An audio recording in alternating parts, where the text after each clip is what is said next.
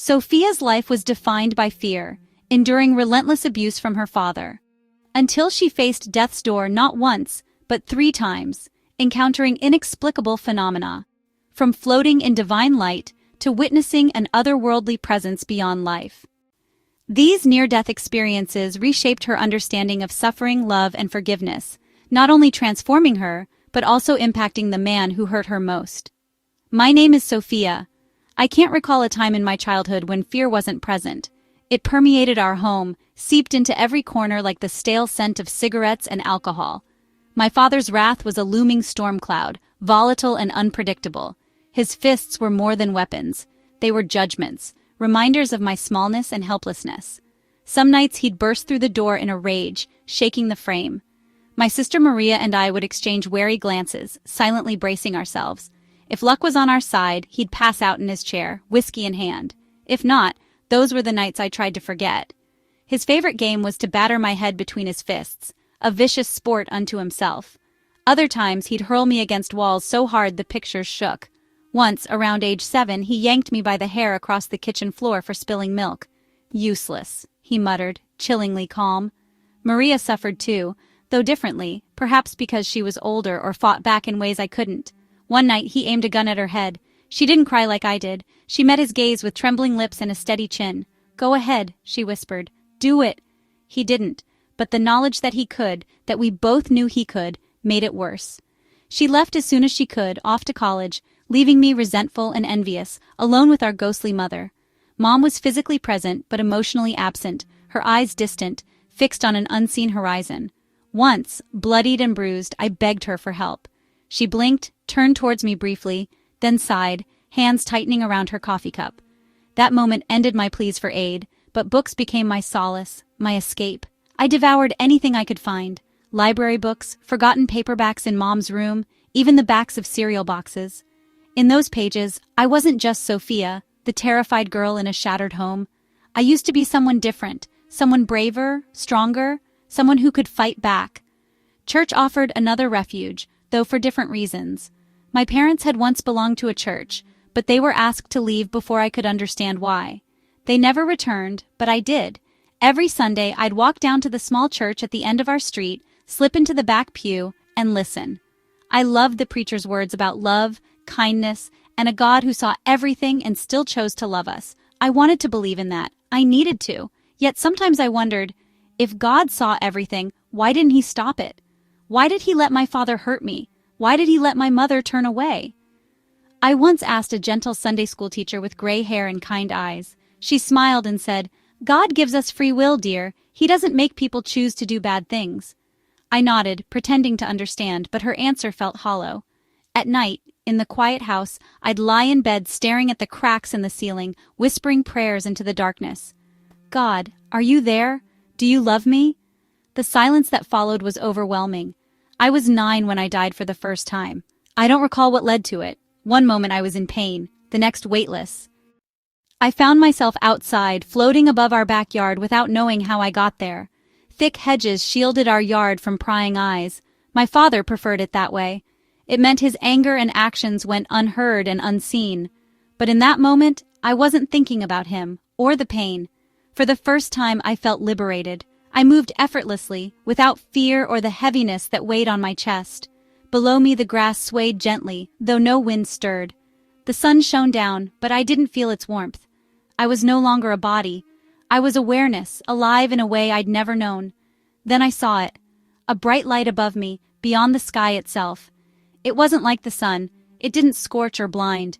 It was soft, boundless, more real than anything I'd ever seen.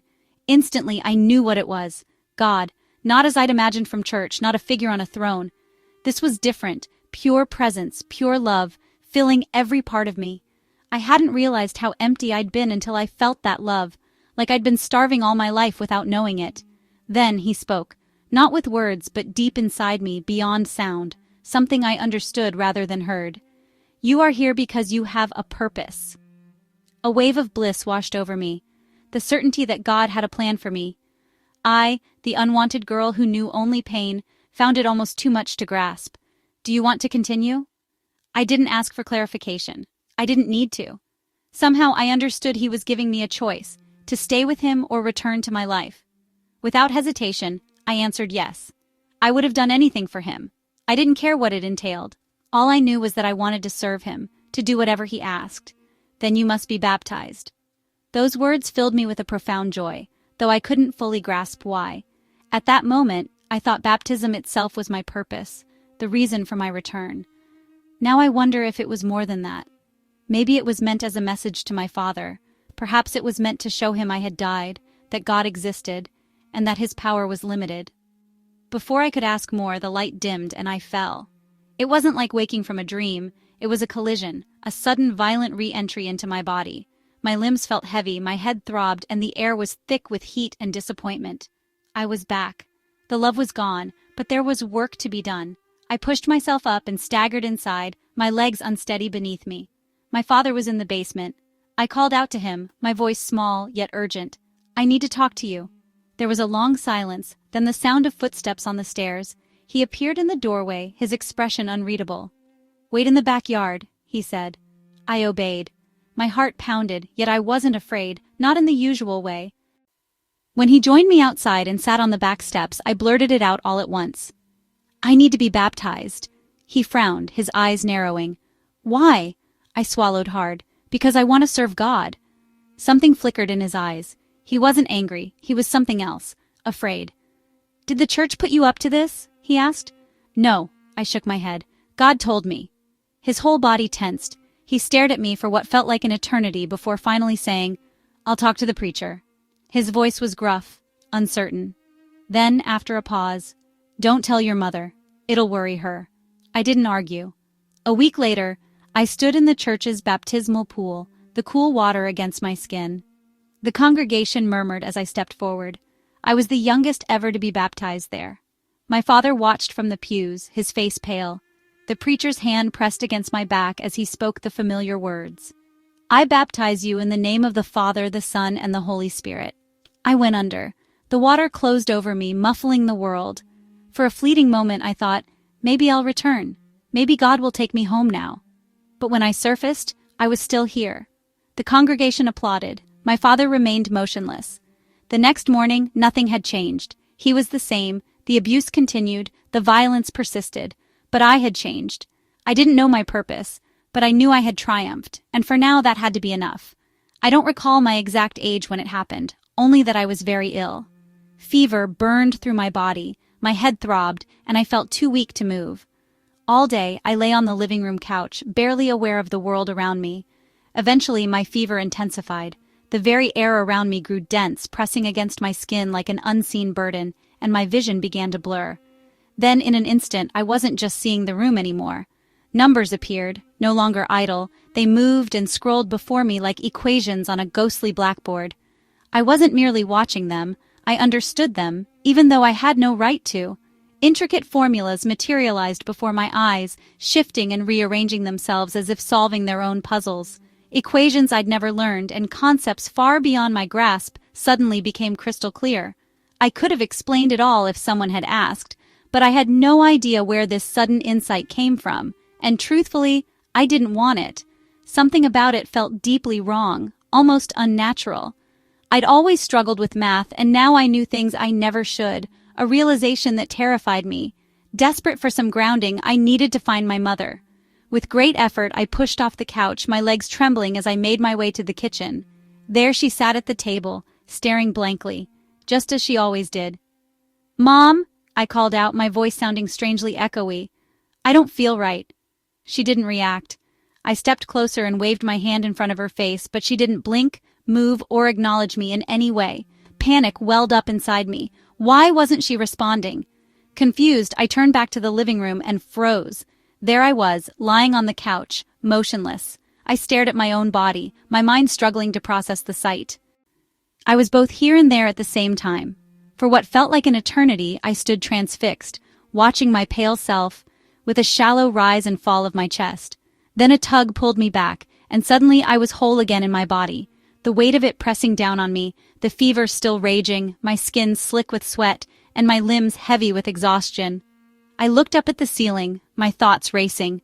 Had it all been a fevered illusion? The numbers, my mother's indifference, even seeing myself on the couch.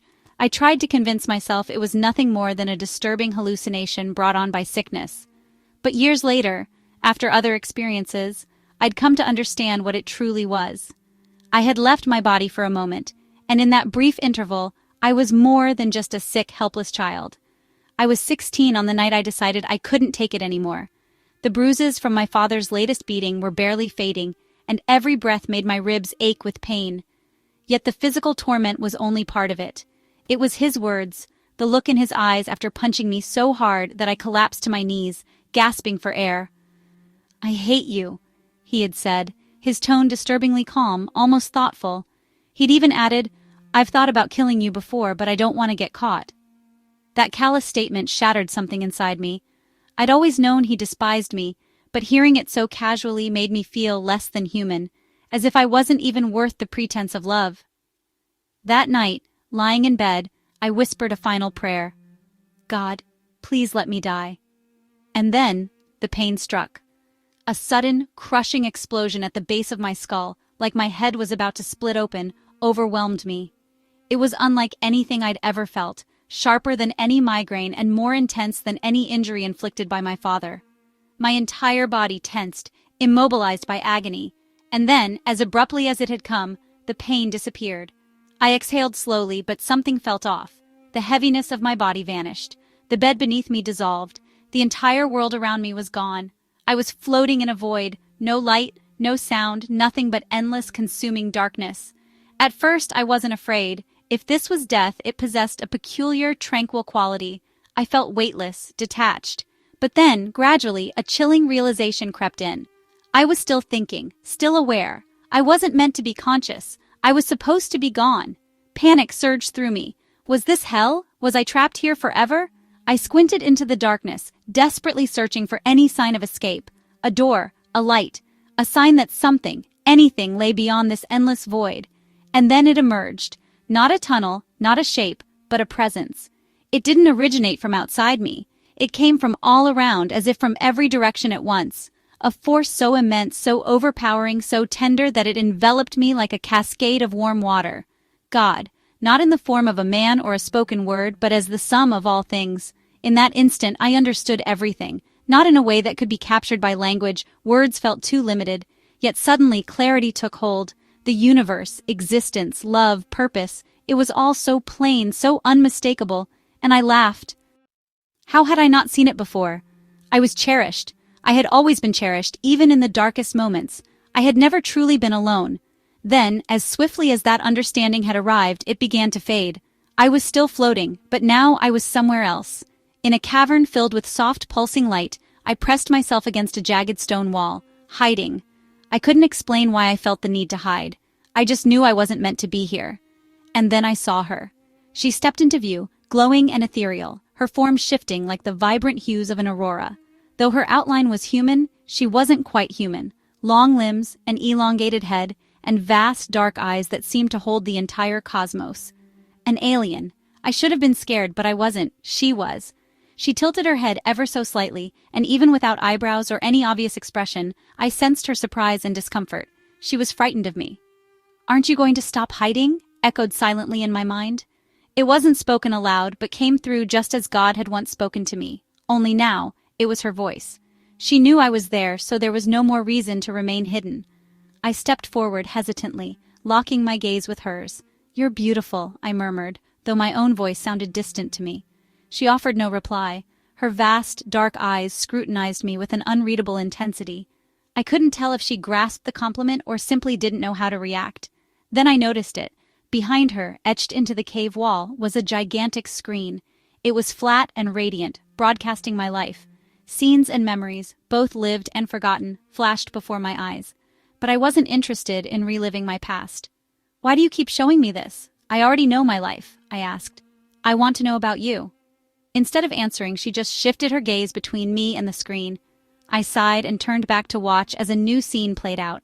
There I was on stage at my high school, with an auditorium full of students, teachers, and parents gathered around. It was the school musical, and I was the lead, 7 solos with no understudy to step in. The realization struck me hard. If I died, the show would be canceled. If I were gone, my friends would be devastated. I had convinced myself that my absence wouldn't matter, that no one would notice. Yet here was undeniable proof that my life did affect those around me. I couldn't bear to hurt them. The moment that understanding hit, the cave dissolved. I was suddenly pulled backward, as if a rope were wrapped around my chest, dragging me through endless space at an impossible speed until, with a jarring impact, I was thrown back into my body. The force was so intense that I lurched forward and vomited. My head pounded, my limbs trembled, and my breath came in ragged gasps. I was alive, and somehow I knew what I needed to do. The next morning, I woke up feeling different. My body still ached, and my bruises throbbed, but something within me had shifted. The anger, despair, and deep-seated resentment I'd carried for so long were gone. In their place, understanding had taken root. I wasn't excusing what my father had done, nor was I pretending it hadn't happened. For the first time, I saw him clearly, not just as my tormentor, but as a man burdened by his own pain, wounds, and loneliness. That very pain had transformed him into someone cruel. I realized then that people inflict hurt when they feel unloved. He had never learned how to love, so he couldn't give it or receive it. I remembered how God loved me in my need, unconditionally, without judgment or anger. If I'd been given that kind of love, perhaps I was meant to share it with others, even with him. But how? I couldn't force myself to say, "I love you." Those words felt unreachable, yet I could express love through my thoughts. So I began with something small. I looked for one redeeming quality in him, something to hold on to, something to cherish. And I found it: gardening. Despite all the terrible things my father had done, he always cared for our yard. While our home was filled with fear, the world outside blossomed with life. Roses, fruit trees, and vibrant flowering bushes, all nurtured by his own hands. So I made a choice. Whenever he yelled at me, I would ignore the harsh words. Instead, I silently repeated, "You are a great gardener. You are a great gardener. You are a great gardener." With each repetition, I imagined love radiating from me like light, bridging the space between us. At first, nothing changed. He still yelled, still glared at me with that familiar fury. Then something unexpected occurred. One evening, as he raised his hand as if to strike me, he hesitated. He stopped. His face twitched in confusion as though something inside him was shattering. Weeks turned into months. The yelling grew less frequent, and the anger in his eyes began to fade. Then one day he looked at me, not with rage or hatred, but with a look I had never seen before: regret. "I feel like you're the only person in the world who loves me," he said softly, his voice barely above a whisper.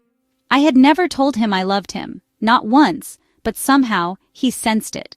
For years I kept my near-death experiences to myself. I knew what others would say, that I'd imagined it, that it was just a trick of the mind, a hallucination born of trauma. Even my sister dismissed it, shaking her head and calling it Stockholm Syndrome, unable to understand why I chose to forgive him. But I hadn't merely forgiven him. I had truly seen him. My friends, the ones who valued science over faith, insisted that near-death experiences were nothing more than dying neurons firing random images. But I know what I experienced. It was more real than this everyday life. I understand now. Love is the most powerful force in the universe, and suffering exists because it's absent. Those who hurt others, who lash out in cruelty, are often the ones who need love the most. I don't claim to have all the answers, but I choose to live differently now. I choose to love, even when it's hard. And if there's one thing I learned from my time beyond this world, it's that even in our darkest moments, we are never truly alone.